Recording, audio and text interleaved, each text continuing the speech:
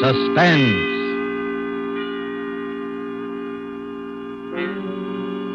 This is the Man in Black, here again to introduce Columbia's program, Suspense. Our starring Hollywood cast of characters reads as follows for tonight. As Aunt Julie, one of those stark, severe, and terrifying women who is encountered ever so often along the grimmer outposts of the American countryside, Miss Agnes Moorehead.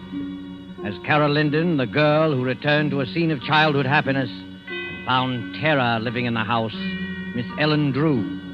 As Paul, Carol's husband, who had his own ideas as to the explanation of these strange events, Mr. Ted Reed. A first radio play by Larry Roman called Uncle Henry's Rosebush is tonight's tale of suspense. If you have been with us before, you will know that suspense is compounded of mystery and suspicion and dangerous adventure. In this series are tales calculated to intrigue, to stir your nerves, to offer you a precarious situation and then withhold the solution until the last possible moment. And so it is with Uncle Henry's Rosebush and the performances of Agnes Moorehead as Aunt Julie, Ellen Drew as Carol, and Ted Reed as Paul. We again hope to keep you in suspense.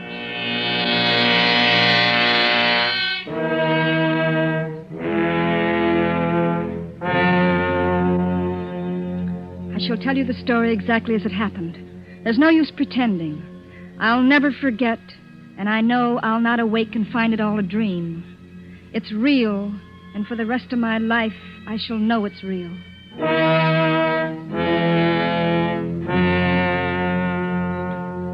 Paul was to have his first vacation since we were married.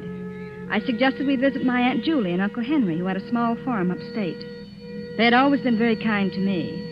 When I was a child, I used to spend my summer vacations with them. They loved children. I've often wondered why they never had any of their own. Some time ago, I'd lost track of them. They had never seen Paul, and I was certain they'd like to. Paul said it would be fine. We'll surprise them, I thought. We were the ones who were surprised.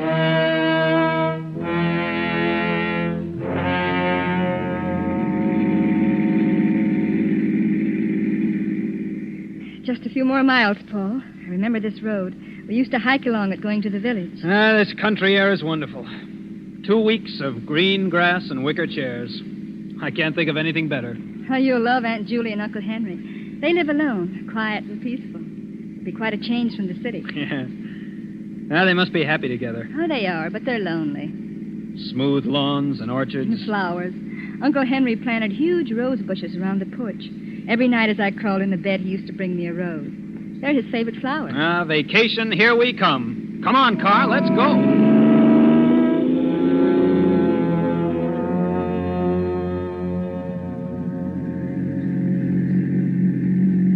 Just around the bend. Here we go.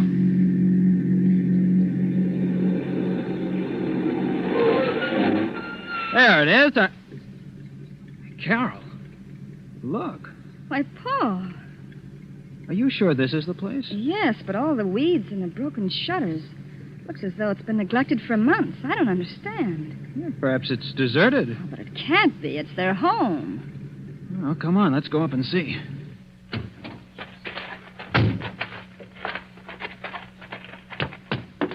The dirt on this porch must be an inch thick.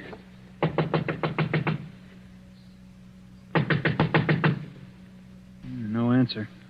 Nobody here. Look, Paul, over there at the end of the porch. The rosebush. Uncle Henry's rosebush. Why, it's trimmed and neat. It's the only thing that seems to be taken care of. Oh, then somebody must be here. Maybe they can tell us what happened to Aunt Julie and Uncle Henry. Knock again. Mm-hmm. Someone's coming. Well? We're looking for a Mr. and Mrs. Connors. They used to live... Why, Aunt Julie, I didn't recognize you. But it's me, Aunt Julie. It's Carol. I wasn't expecting you. Oh, Paul's vacation. We thought we'd spend it here. Well, you've been asking for us for years. This is Paul, my husband. Carol's told me so much Why about did you come? What? I said, why did you come? Well, aren't you glad to see us? Well, Aunt Julie, something's happened. Nothing's happened. Oh, but it did. Tell me, Aunt Julie, we'll help. Well, of course we will. You shouldn't have come. Well, Carol, if she doesn't want us, let's go. No, Paul. This isn't like you, Aunt Julie. Something dreadful has happened, I know it. Go, Carol. Please go. Listen, if it's money, Aunt Julie, well, we haven't got too much, but you're welcome to I it. tell you, nothing's wrong. Oh, but there must be. This house... You're her husband. I'm asking you to take her and go away. Oh, Come on, Carol. We're not wanted. Let's go. we're going to stay. Well, there you are. She's your niece, and you know how stubborn she can be. We're going to stay. Where's Uncle Henry?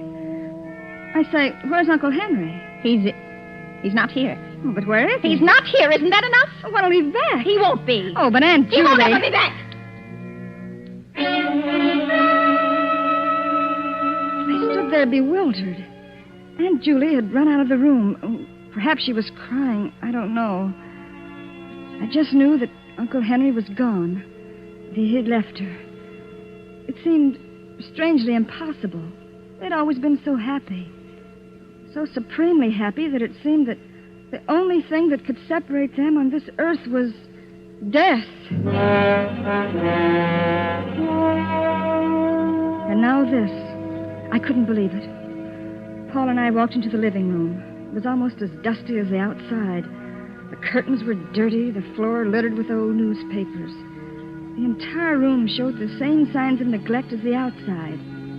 And when I recalled how neat Aunt Julie had always been with her housework, a feeling of apprehension crawled up my back. Frankly, I was frightfully worried, and I could tell by the look on Paul's face that he was worried, too. I don't like it, Paul. There's something strange here. Yeah. I never saw a house in such a mess. It's not just the house. It's more than that. Something much more. I'm sure of it. Well, really, Carol, it's none of our business, don't you? Well, perhaps not, but you don't know Aunt Julie like I do. She'd never ask for help, no matter how much she needed it. I'm just not prying, Paul. I suppose you're right. They've always been so kind to me. I've got to help them. But how can we, Carol? Why, we don't even know what's wrong. They were always so happy together. Somehow I can't believe they've broken up. Something else has happened. Something terrible. And I'm going to stay until I find out what. Well, in that case, we better find a place to sleep. All the bedrooms are upstairs. Come on. Right. Wow. Look at the dust on the banister. I bet this place hasn't been cleaned in a month. Paul. Huh? Did you see the way she looks? Yeah. Gee, her face seems completely wrinkled with worry. No wonder I didn't recognize her. She seems much older and frightened. Well, do you think she's ill? I don't know. I wish I did. Wow, look at that hall. Gloomy and dirty. Where do these doors go to? Well, that one's to Aunt Julie's room, and this one's Uncle Henry's. The one across the way is the spare. I guess that's ours. Well, let's go in. Wow. What a mess. Well, might as well get busy cleaning. Yeah, there's nothing like a good round of house cleaning before supper. Paul, so long as Uncle Henry's not here, maybe we can take his room. It's got an adjoining door to Aunt Julie's, and then in case she needs us, we'll be near. Okay. It doesn't matter to me which room we clean. Let's go. Here. It's this one over here. Well, this is... Paul, look. It's all clean and neat. Well, I'll be darned. It's the only clean place in the whole house. I don't understand. Every room is inches in dirt, except this one. The outside is completely neglected. Except the Rosebush. Uncle Henry's room and Uncle Henry's Rosebush. I don't get it. Well, look, on the dresser there. Aunt Julie's picture and a pipe and tobacco. Why, that's Uncle Henry's favorite pipe. Drawers full of shirts, socks, underwear. Carol, if your uncle went away, why did he leave this? I don't know. Strange, but... What's that paper, Paul? Why, it looks like... It is an insurance policy for $30,000 payable to your Aunt Julie in case Uncle Henry dies. Carol, What this are is... you two doing here? Aunt Julie, What are you doing here? Well, we thought that What's we that could... in your hand? An insurance... Give it to me. But And keep out of this room. Oh, we didn't mean any harm. I didn't know how to take this. Uncle Henry's pipe and all his clothes were still in his room. And yet, Uncle Henry was gone. I couldn't understand why Aunt Julie got so angry. I looked to Paul for an explanation. I could tell he had something on his mind, but I didn't dare ask him what it was, and he didn't say. After Aunt Julie's outburst, we went back to the spare room and cleaned it. Then we washed and started downstairs for supper. Watch your step, Carol. These aren't the strongest-looking stairs. It'll be all right. Paul, what do you make of Aunt Julie's behavior? Frankly, Carol, I'm worried. I'm frightened. May as well admit it. There's something strange here that frightens me to death. Well, I don't think there's anything to be frightened of. It's just that... Oh, there, that's the last step. This way to the kitchen. Right. Oh, as I was saying, I don't think there's... Look out, Carol! Well, that was close. That vase just missed you. A vase? Yes, and it was a heavy one. The one at the top of the stairway. If it would have hit me. Yeah. Oh, Paul, I'm frightened. Look, coming down the stairs. What happened? The vase fell. Just missed Carol. Oh, don't worry about it. I didn't like the vase anyway. The vase? What about Carol? She almost got killed. Never mind, Paul. It was an accident. An accident? We were just going in for supper, Aunt Julie. Care to join us? Well, Oh, come on, Aunt Julie. It'll do you good. Oh, all right. Here. You two sit right down. I'll have something prepared in a minute. I'm not very hungry. Oh, nonsense, Aunt Julie. I'll fix something that'll make your mouth water. You know, when Carol and I get through cleaning this place up, it'll look just like new. Yes? Sure. I think when Carol and I have a family, we'll take them to a farm. Really? Yes. You know, this place would be swell for children. Oh, what do you mean, sir? What did I say? What's the matter? What's the matter with Aunt Julie? Where's she going? I don't know. I was just trying to make conversation. Just talked about children on a farm, that's all. Oh, Paul, I'm frightfully worried. Do you think we ought to call a doctor for her? I don't know. We have to do something. She certainly doesn't look too well. But maybe she isn't really sick. What do you mean? Well, maybe if your Uncle Henry did leave her, well, then maybe... You mean she still loves him? It's possible, but... Oh, but you don't really believe it. Oh, Carol, I don't know what to believe. I just know something's wrong. Uh-huh. I'm not hungry, Paul. Me either. Let's go for a walk. Maybe we can figure something out. Country's so peaceful and beautiful in the night. Yes, it is. I wish you could enjoy it. But I can. Oh, don't try to fool me. Your first vacation in years, and you run into this. Well, we have to help her. Of course. But how? Yes, we don't even know what's wrong. She not only won't tell, but we can't get near her long enough to talk to her. Suppose Uncle Henry really did leave her. He may have gone off in a huff. That would account for the clothes being here. Well, perhaps. And suppose she still is in love with him. Well, that would account for... But even if that's so, could that make her feel so badly? Make her act like this? Not talking, neglecting everything? Everything except his room and his flowers. I don't know. A woman's love is a strange thing. If you left me, I don't know what I'd do. Well, if that is the case, the thing to do is to make her forget. That won't be easy. No, I don't imagine it would be. But suppose we take her to the city with us until she forgets. Well, we could ask her at least. Yeah, come on. Let's go find her. Oh. Hey, watch out. Oh. You almost fell. I tripped. I'm all right. Look, Paul. What? Look what I tripped over. It's a mound of freshly dug earth. Well, what's that for? Paul, it looks like a grave. Oh, don't be silly. Why, it's just a... Forget it. Come on, let's find Aunt Julie. Paul, that... Forget it. Say, what's that building over there? That's the barn. There used to be a swell old cow there with a bell around her neck and chickens and ducks and all sorts of pets. Yeah, this must have been a happy place. It was, but now... Paul, standing by the barn, it's Aunt Julie. Come on, let's ask her now. Aunt Julie! What you doing? Following me? How could you? Well, it was a nuisance. Oh, Aunt Julie. Oh. A cat. with its neck wrung. This was the first indication of Aunt Julie's ruthlessness. It seemed so unlike the Aunt Julie that I knew. She was always kind. But there was no mistaking the anger in her eyes as she stood there in the dim moonlight, the strangled cat in her hands. She killed it, she said, because it was a nuisance.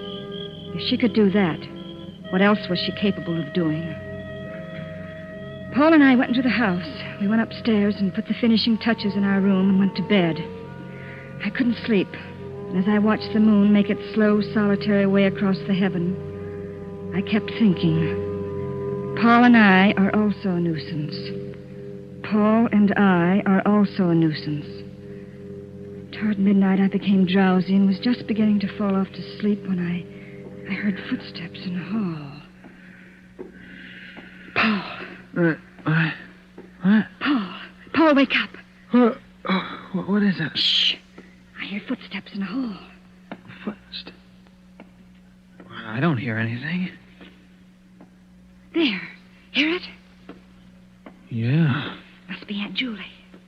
Well, what would she be doing up this time of night? I don't know, but who else could it be? Well, I'll go see. I'm coming with you. Now, quiet. Don't put on the light. I can't see. Oh, yes. Now I can. It is Aunt Julie. She's walking down the hall. I think she's coming this way. Quiet. Shh. I think she's... What's she got in her hand? Looks like a scissors. Scissors? Yes. What would she be doing with... Carol, she's coming this way. Oh. Get back in bed, quick. What? Get in bed. All right, now, quiet.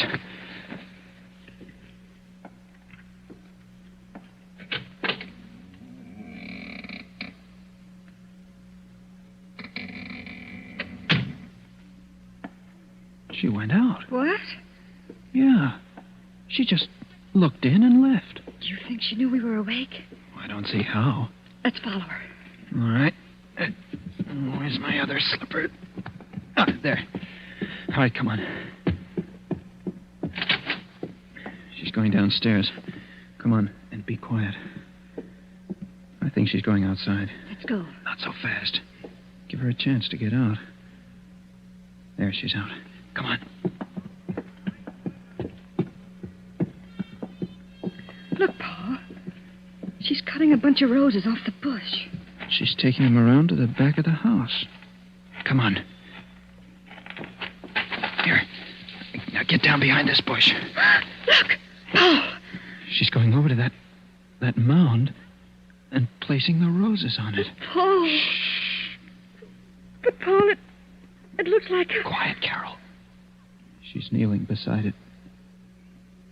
Now she's getting up and coming back. Get down.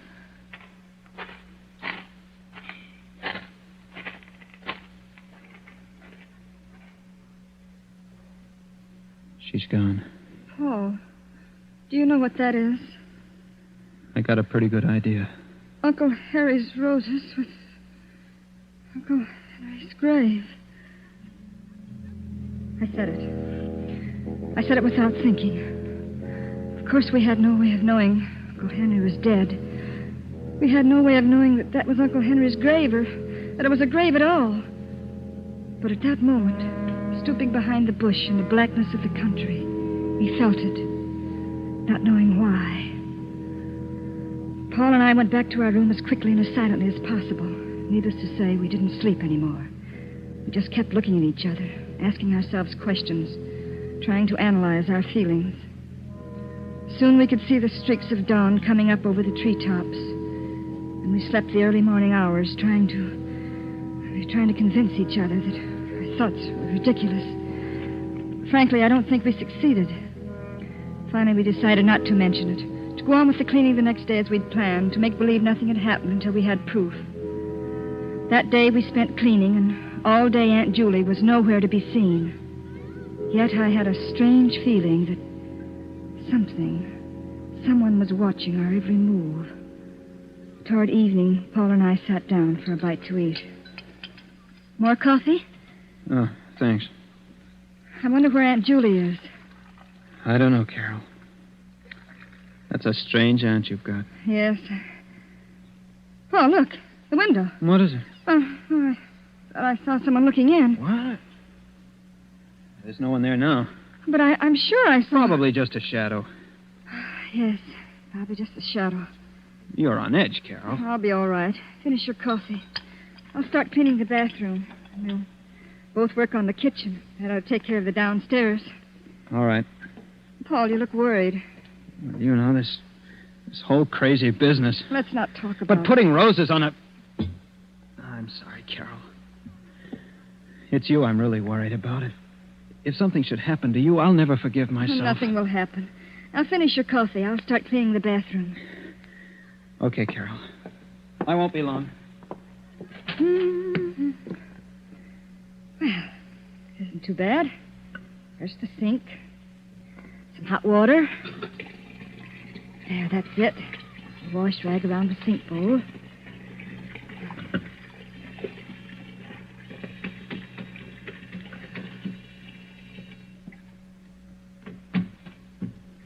Oh,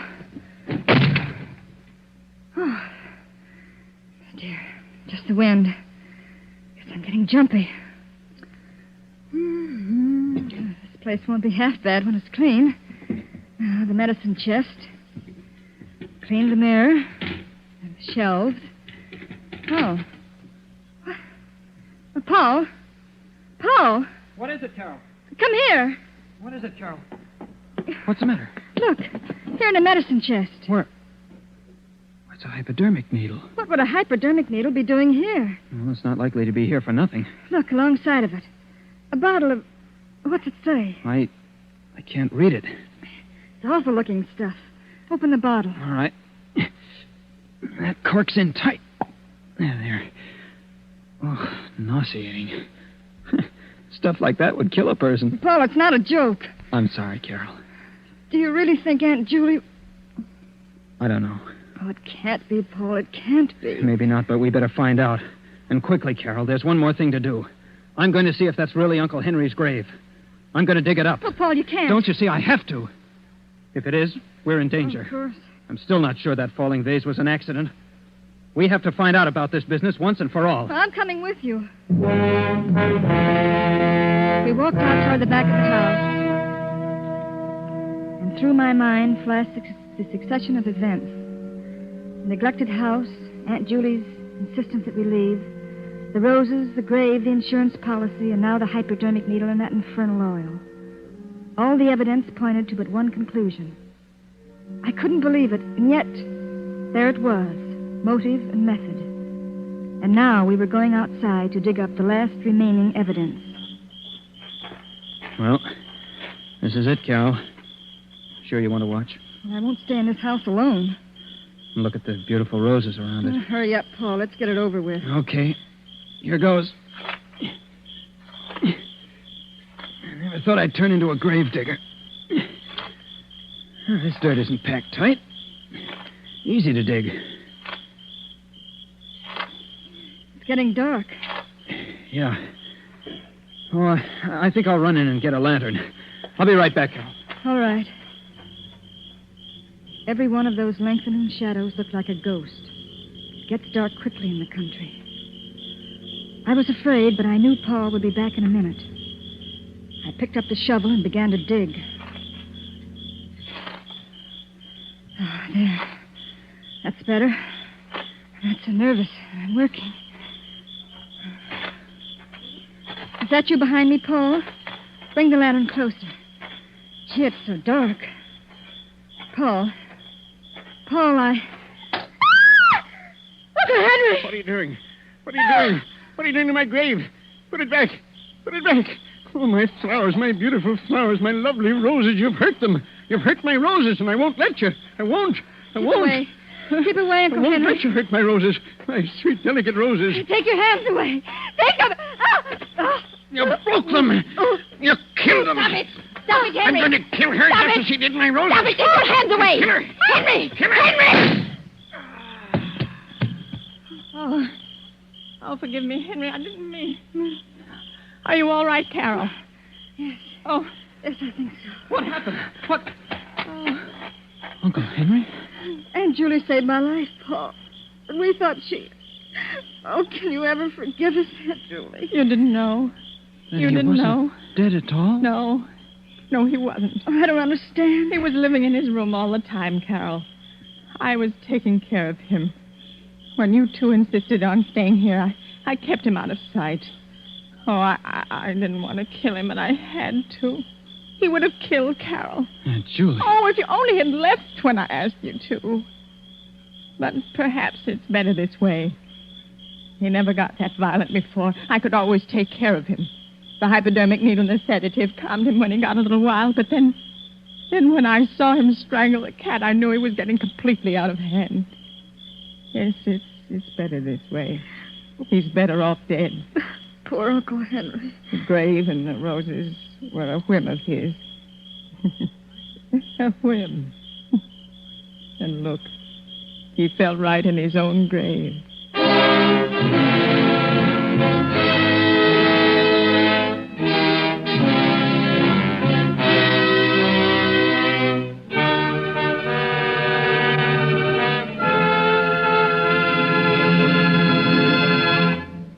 And so closes the story, Uncle Henry's Rosebush, starring Agnes Moorehead, Ellen Drew, and Ted Reed. Tonight's tale of Suspense.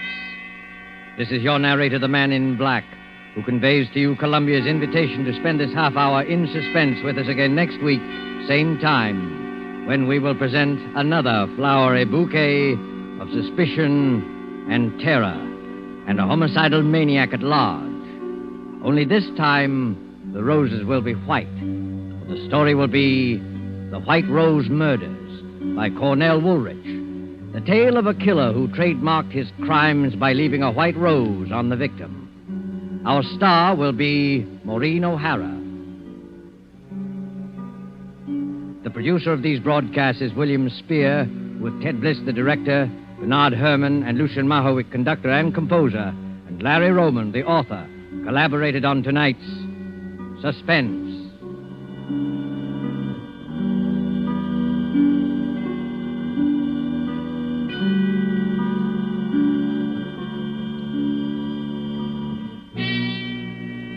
This is CBS, the Columbia Broadcasting System.